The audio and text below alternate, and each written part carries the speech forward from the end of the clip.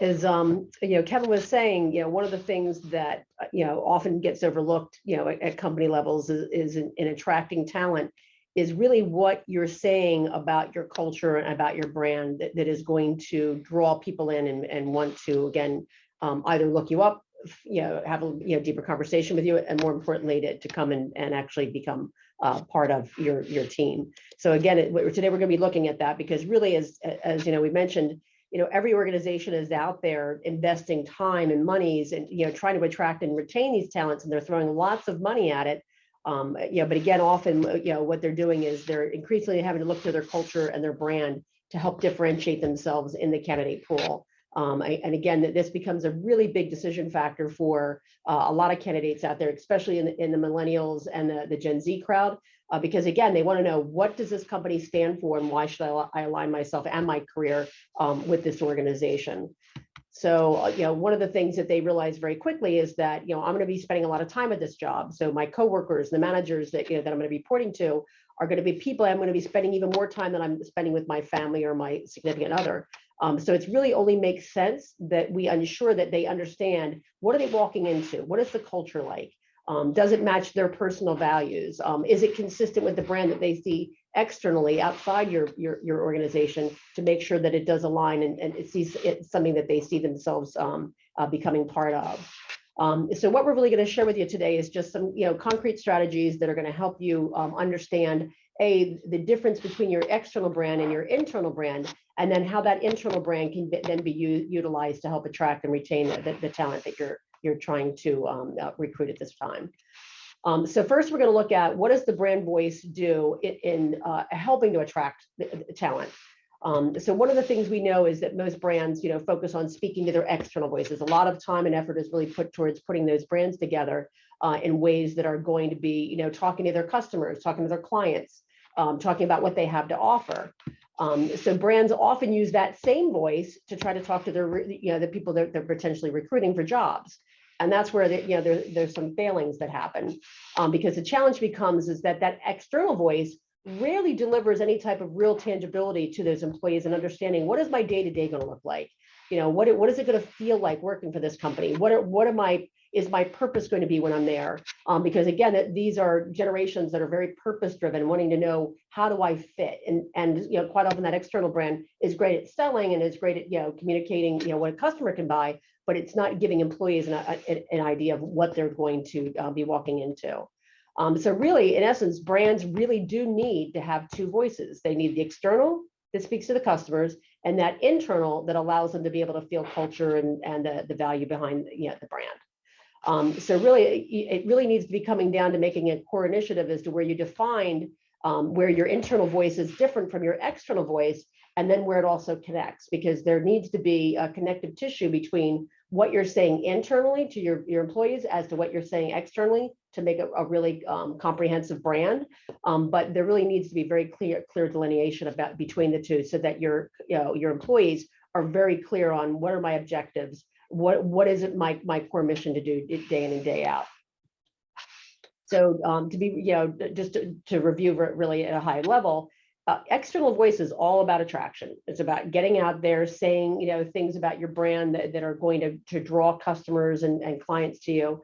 And it's about, conversion. It's about making somebody raise their hand to want to become part of what you're either selling or what you're offering as a service. And we want them to feel good about the brand, and that it's a great fit for them. But when we start to look at the internal brand voice, again, these are purpose-driven, culture, those demographics, that you're trying to recruit right now. They want to know, what does your company stand for? What are your values? And then they want to know, again, more importantly, the ability to execute against them. How well is it communicated to employees? Is it something that they live every day, or is it something that's brought up once a year in a sort of end of year, wrap up?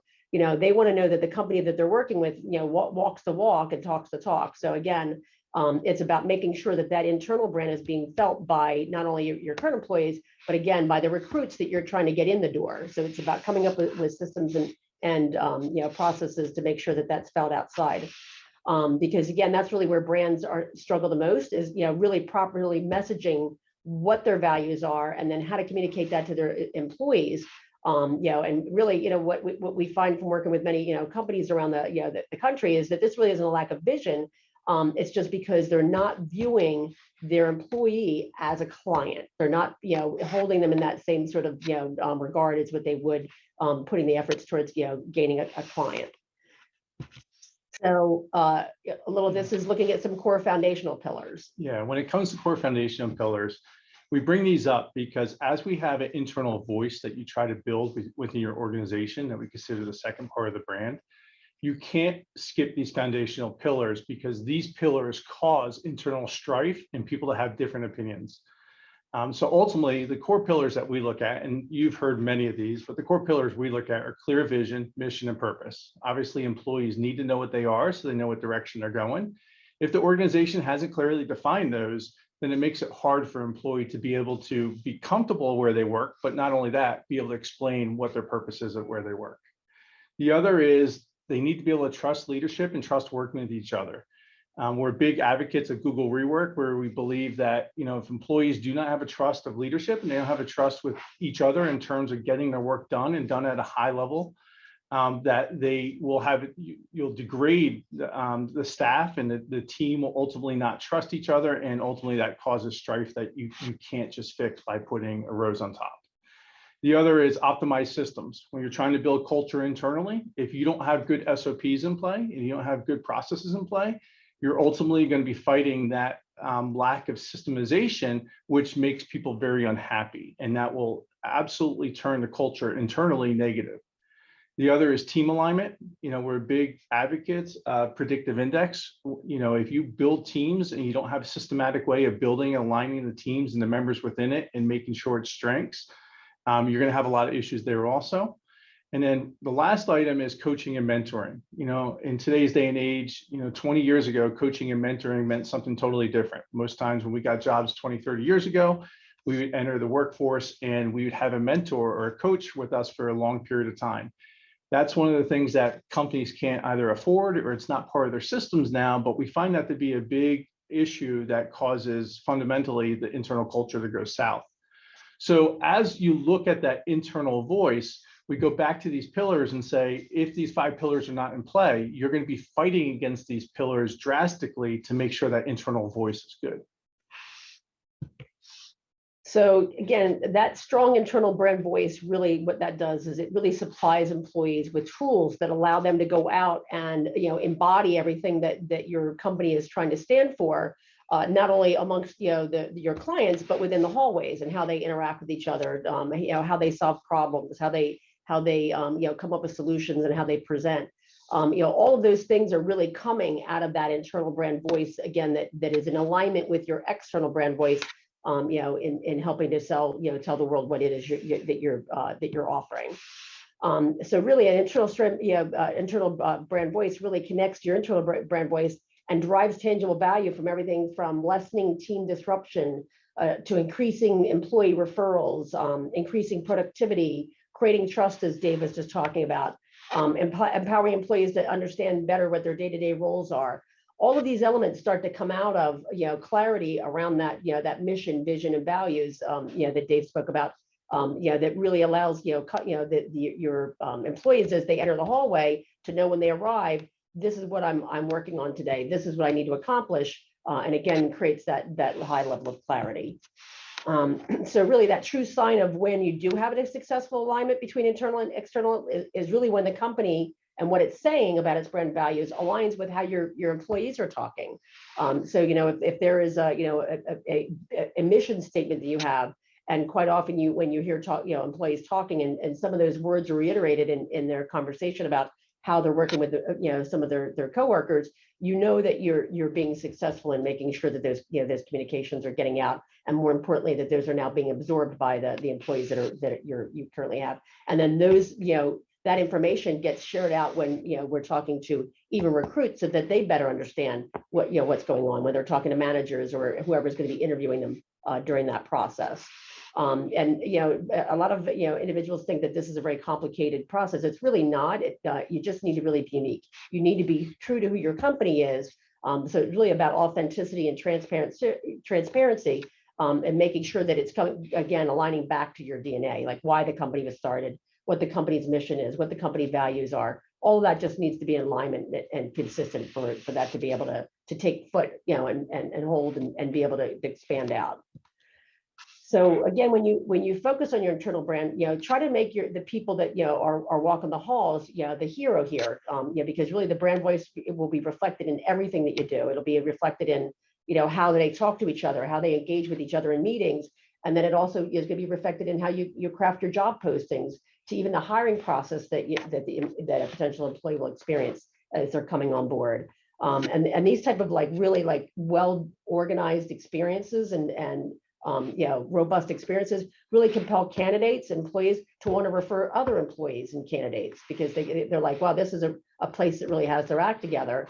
And it positions your company to look and feel different, again, in a very crowded marketplace, as Kevin mentioned earlier, where you're all competing for, a small candidate pool amongst, many other companies that are out there right now trying to do the exact same thing. So we're going to talk about how do you create an internal brand, like what goes in and what are some of the things you need to be able to consider about it. And the first and foremost is really just shifting your mental framework around how you view your employees. You really need to be able to look at them as though they were a client, taking the time to really understand that their needs. So a lot of it is really, doing some of the market research you would do for a client. Do the same thing with your employee base. Understand, what their needs are. What are they desiring? What can help them do their jobs better? And again, come together, the same way with an employee with sort of recommendations and a plan to help implement, some of those insights that you come up with. You have to be clearly defining the company values and missions and visions. It's not enough to put it on a wall. This is something you have to start to think of as a persona that starts to embody all of the principles of your company. And then you have to continuously promote them. You have to continuously talk to them and making sure that they're felt, within the hallways. And this starts with really having open conversations about the power of the brand. Keeping your teams engaged, is more important than ever. So those frequent conversations, are really going to be very critical. And again, it's not just about putting that information on an intranet or up on a wall in a conference room. This is about something that you're living and breathing every single day and passing from team member to team member. One of the things I would recommend also is ditch the jargon. One of the things we know from research is these audiences don't respond well to that. And corporates, this should really be an internal brand voice should really be something that's building trust, and it's conversational and providing clarity. So again, those conversations are going to go a long way in helping to make that, that come across. So really the idea of being consistent and human and real is really going to be something that's going to be really felt and appreciated by the employees that you have on, or any of the candidates that you're going to be speaking to. Again, this is all about, making sure you're unique, but that your message is always, also being cohesive and consistent. You want to strengthen your internal brand through storytelling, because quite often there are stories that walk the hall in your organizations that really bring your mission and vision and values to life. Use those scenarios to explain to your the staff and even to recruits, some of the things that your company has done over the its time, to prove out its mission and vision. Because again, stories are much more effective in helping to retain those facts and figures. And those are things that these recruits will take on when they're making decisions about which company they're going to eventually, accept a job from.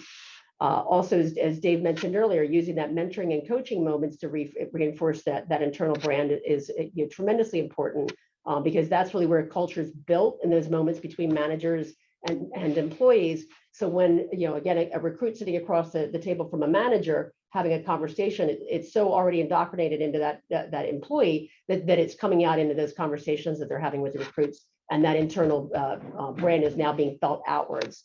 Again, that idea of the willingness to mentor and invest in continued growth for your employees really goes a long way, and that's something that you don't see often. So people will talk about that, and that will get shared.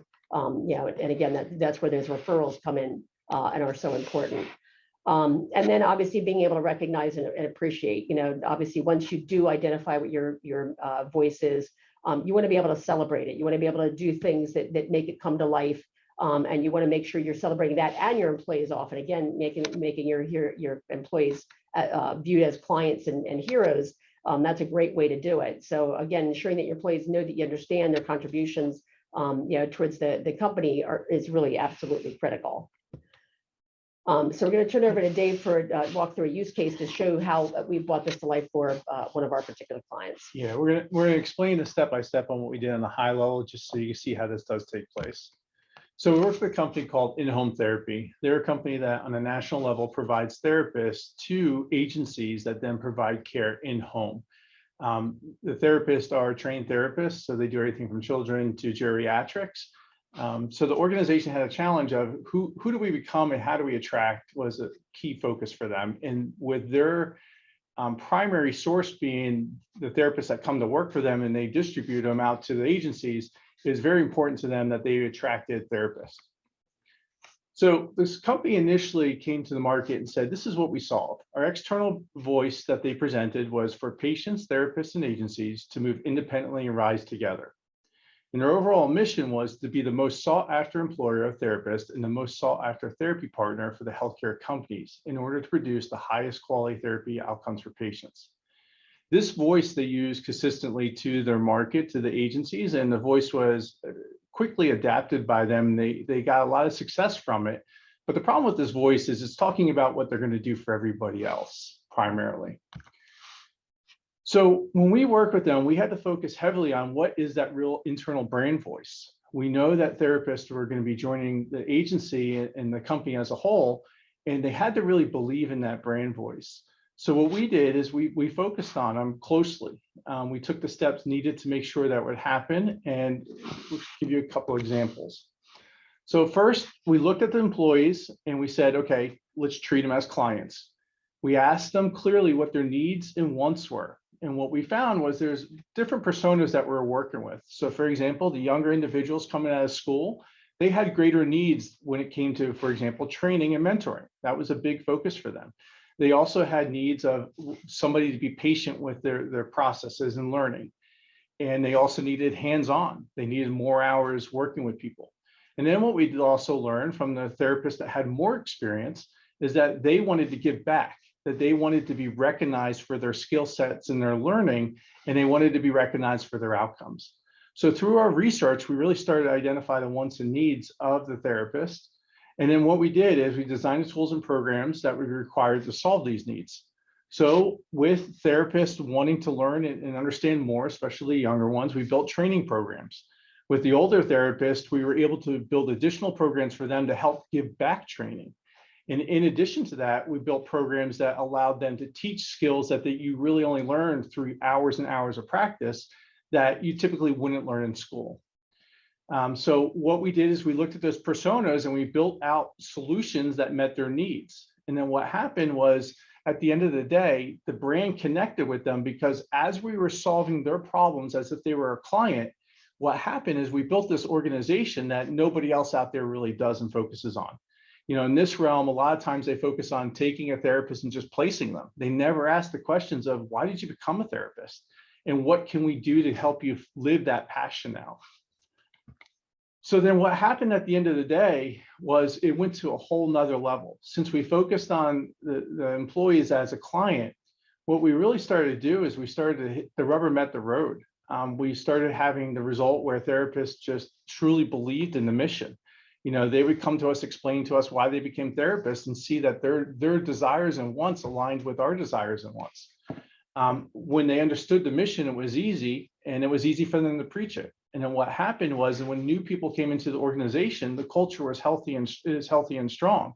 So when somebody enters the organization or learns about it, they absolutely can feel that this is running off a true DNA. This isn't just some hype machine about who we are. They really see and feel the difference amongst this company versus other companies. So at the end of the day, what happened for the business is it changed the model drastically because as we started going to the therapist and really solving their problems, what we realized is that they started talking to their friends about what we do and how we do it. So the company's still in its youth age. It's a very new brand. But what we're starting to see right away is that other therapists are talking about us and finding out about us because what we did is we extended those resources. Once we found out internally that people wanted credits, for example, and they didn't want to pay for those credits and they wanted ongoing training, et cetera, we built these processes out. And then what we did is we started giving these processes just to any therapist. So if a therapist wanted additional training and they didn't want to have to spend money on extra credits, they literally learn about in-home therapy because they could come to us and get those credits at no cost. So since we listened to the staff so closely and they were focused as a client and we solved their problem so well, we were able to extend that over into the market of employees that don't work for us. And it's changing the game now for us. Because what happened is we spend upwards of millions of dollars in marketing each year through employment hubs like Indeed, et cetera, to what's now happening is therapists are coming out of the woodwork saying, I'm a therapist, I'd love to have free credits or additional training, et cetera. And now they're becoming part of our database. So now if we're in a new location, we can simply look in our database and just reach out to these people, these therapists who already know about our brand. And then right away, we have a relationship with them. So the reason we highlighted this is because it shows you how we went from an external voice of trying to get directly to the agencies and the agency's client. And then we looked internally at our team and our employees and said, looking at you as a client, what are your real needs? We solved those challenges. And then it became a viral side for us to be able to expand a lot quicker because now other people are seeing value in home, whether they're an employee or not. So that walks us through, the difference between internal and external voice and why we know for a fact that the internal voice is so important to an organization. And that also gives you case studies of a case study of how we've done it. So if there's any questions, we'd be more than happy to field them.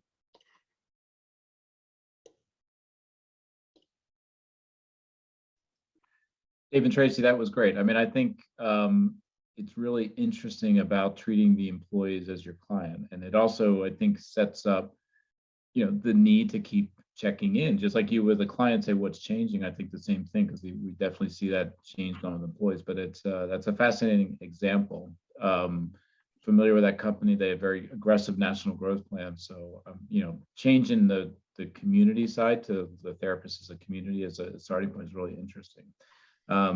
If anybody, like I said, Dave is a good partner of ours. We've used Highwater for the last 5 or 6 years and have done a great job actually in home as a member as well. So there's a lot of connections there. But I did talk with Dave and Tracy before this, and if they've offered to our members, if anybody would like to just do a free 1-hour consultation about this concept, they'd be happy to do it. You can put your name into the chat, or we'll put Tracy's email into the follow-up email. And just incredibly thoughtful people. And I think if anyone's kind of interested in what we talked about here and see what it might mean to you, I would take them up on that opportunity. So Dave and Tracy, thank you again. Let me just check a couple notes came in, make sure there's not a question. Like I said, we will put it in to the chat if you want to talk to them, and we'll also send an email out. Jennifer, like I said, they work with us. In-home therapies is it's a new company that just came out of private equity where they bought 2 branches. I know the CEO there very well, and not a big company. They work with large and small companies. And Dave and Tracy, maybe you want to just give 1 minute about kind of who you work, the kind of companies you work with. Go ahead. Sure. As Kevin said, we do work with large and small, everyone from Merck, all the way down to, we have some local businesses around here that we help out.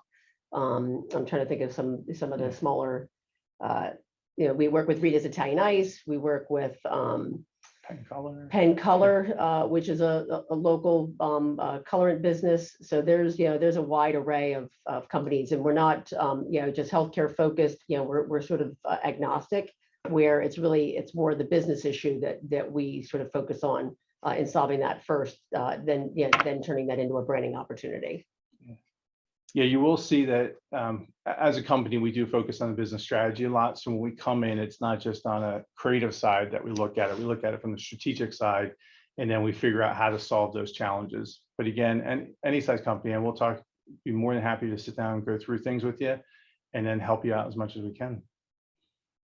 Great, guys. Thank you very much. And I see a couple people typing in, but we'll also send Tracy's and Dave's information out in the email afterwards. So let me turn it over to Amy at this point. Thank you.